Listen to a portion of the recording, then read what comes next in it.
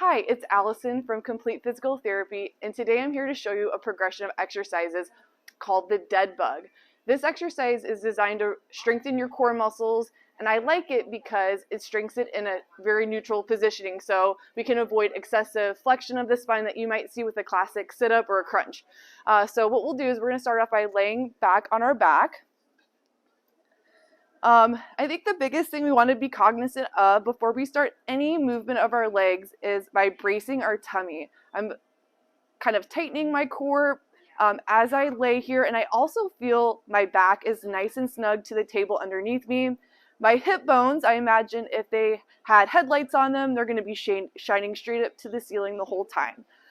So the first progression or the first start of this exercise is by keeping your feet on the ground. So the idea is we look like a bug crawling or on our back.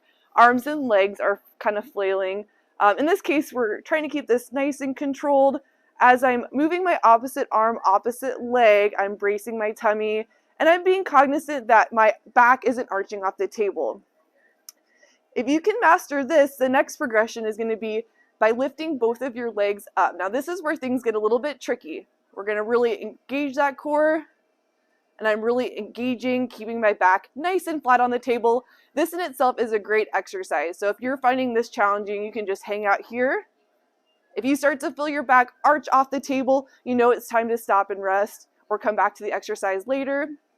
I'm going to do this again and show the progression, adding in the leg movement.